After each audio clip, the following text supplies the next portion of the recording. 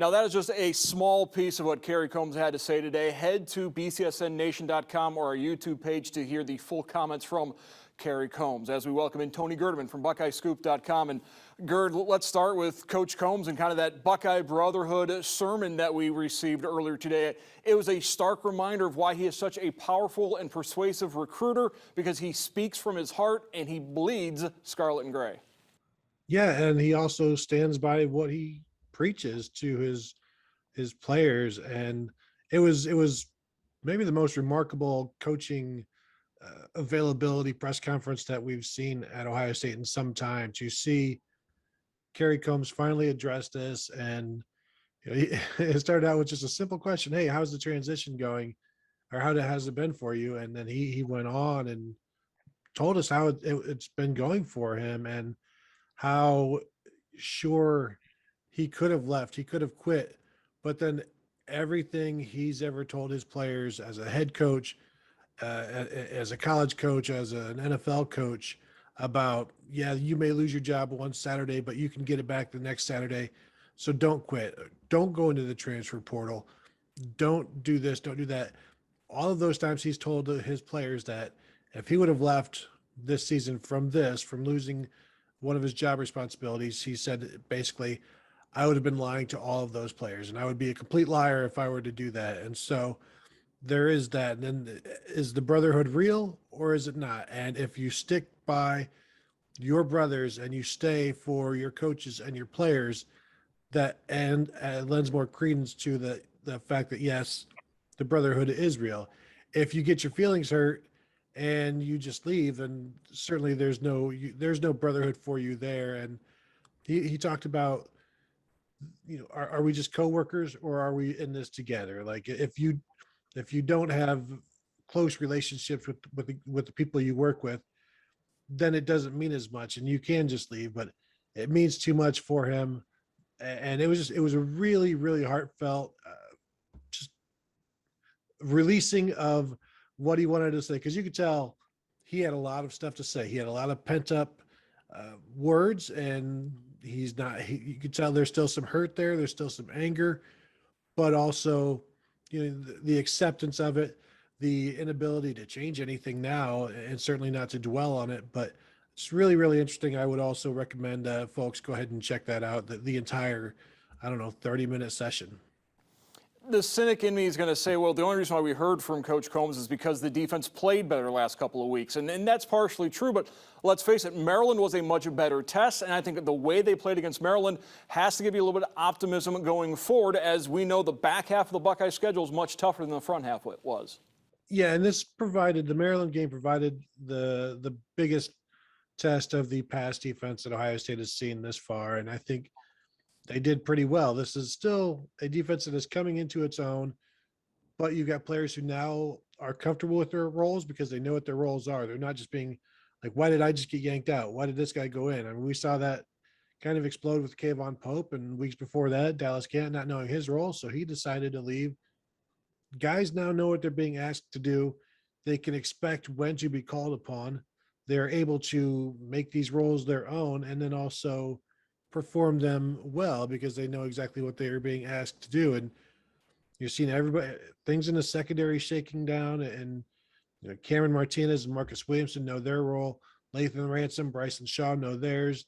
Now it's almost just a matter of getting Cam Brown healthy, keeping Seven Banks healthy, and those two adding to freshman Denzel Burke to have a very good trio at corner. So all of these pieces are starting to come into place, I think, at a really good time. Confidence is building, but now we get into late October, November, and that's really when all of these changes will be, did they work, basically. Ohio State hitting on all cylinders right now, so you have the off week, and now you get into that age-old debate of rest versus rust as they have this week off. But I think, as Ohio State kind of alluded to, Ryan Day kind of alluded to this week, they're going to go good against good. They're going to practice ones against ones, and, well, let's face it, Ohio State practicing against each other is a stiffer test than going up against Maryland, Rutgers, and Akron. Yeah, I mean, just look at Denzel Burke, for instance, the freshman corner. Why has he gotten so good? because he's been practicing against Chris Olave and Garrett Wilson his entire time. And now you'll have, as you said, good on good. And they said that's when it comes down to really employing the proper technique, because you don't have the I'm just better than you, more experienced than you talent advantage, that when the ones go against the twos, ones against ones, it comes down to all of the little things. And that's really what they're going to be focused on during the bye week, is the fundamentals. This is also a period of self-scouting. So just things get really simplified. And then when you go good against good, it's you just can't out talent somebody there. You've got to outwork them, hands, technique, and leverage, and all of that stuff the coaches love to talk about. That's where it comes into play. But I think it comes at a very good time, the bye week for the Buckeyes. It's splits their season. It allowed them to be compartmentalized all throughout, and now they will assess where they are, see some things that they need to improve on, see some things that they want to add. They've got time to do that. And we know business is about to pick up with the schedule that lays in front of them. How many top 10 teams are right staring them right in the face at this point? 3 top 10 teams on the schedule, potentially a 4th with an Ohio State-Iowa potential Big Ten championship game. A lot of football to be played between now and then. And when you look at what's going on with the Ohio State quarterback, C.J. Stroud coming off an historic performance, 400 yards passing, 5 touchdowns, no interceptions.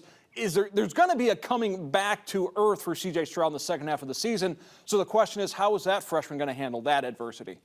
Yeah, and what is coming back to earth for him? Is it 3 touchdowns and an interception and 270 yards, which is something that you'd gladly take from JT Barrett back in the day? So what is coming back to earth for him? But yeah, he handled the getting the rest well, and seeing somebody else take his job for a week when Kyle McCord started. He has responded very well. He's not, we've seen videos of Spencer Rattler and how maybe he handles his teammates. CJ Stroud is maybe the complete opposite of that kind of boisterousness. He's a very humble person, and you would assume that's how he is, and with his teammates as well, just because the way he does it, it seems like it's pretty hard to fake. And so I think he knows that it's not going to be easy, because it hasn't been easy. Like, he's had his issues. He's seen the criticism, but yet now he's been able to bounce back. And what does coming back to earth look like for him? I think it's still going to be good enough to move the ball and get some wins. And I don't think he's the kind of guy that's just going to be all up in his feelings or doubting himself, or, I don't know that one game will bother him into the next kind of thing.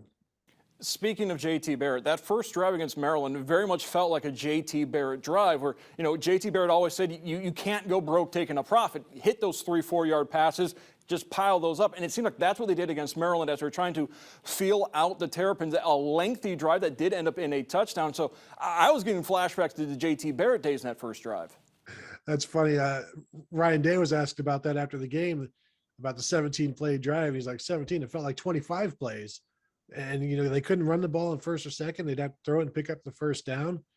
But I asked Ryan Day after the game about CJ Stroud being able to check down, because Maryland showed them some stuff they weren't expecting. And this is a quarterback playing in his 5th start. And Day said it's big time. It's a big time quarterback trait that you can recognize something that you haven't seen before. Know that you don't need to go chasing something that may not be there. And it's okay to dump the ball off and just continue to stay ahead of schedule. Get 4 yards to TreVeyon Henderson, because as we've seen, you can dump it to TreVeyon Henderson at the line of scrimmage, and he'll go 70 yards for you at times. So dumping the ball to him is never, I don't think, a bad decision, unless you've got some guys running wide open. But yeah, he's been safe with it. 10 touchdown passes the last 2 games, no interceptions. By my count, that's the first time in Ohio State history. So that's not bad for a guy coming back from a shoulder injury. Now, we know Buckeye Nation's already looking forward and trying to find that path to the college football playoff. The team can't afford to do that, but yet today Ryan Day sort of alluded to that. We talked about the chaos that's been going on in college football, and he said the fact is the path is there for Ohio State if they take care of business. And we know previous Ohio State coaches, they've waited until mid-October, or early November to kind of lay things out for the team. And I think maybe this week that's one of the things Ryan Day is doing with the Buckeyes. Yeah, I think you're right. Plus, it keeps them focused. And There's no longer margin for error. So I think at this point, it's okay to talk a little bit about, hey, if you want those playoffs, we can't be tripping up at Indiana. You can't be tripping up at Nebraska. You've got to be totally focused on what you're doing right now, because if you aren't, then all of that playoff talk that you want, it's not going to be there. So we have to be as perfect as we can be and continue to win each day, as they like to say. And then when it comes to be game day, take that same approach and dispatch with that opponent and then get ready for the next one. But I think I think it's fine to talk about the playoffs. The players, it's not like they've forgotten about it. It's not like when Ryan Day has a team meeting and says, "Hey guys, let's talk about the playoffs," and half the team is like, "Oh, completely forgot about the playoffs." That's right. That happens at the end of the year. So to ignore it, no, I don't think it doesn't make much sense to me. I think it's okay to talk about it because you set goals before the season, and so it's what's wrong with talking about those goals. Now you're not. They work so hard every single day. I don't see them thinking you just skip ahead to that. There's been no skipping ahead for Ohio State. They've had to go through some difficult things. As Ryan Day said, they are scarred and calloused right now. And he also likes that about them. Scarred and callous, and they have a week off before they head to Indiana. Buckeyes take a week off, but BuckeyeScoop.com never takes a day off. I want to thank Tony Gerdeman from BuckeyeScoop.com for joining us on College Football Weekly.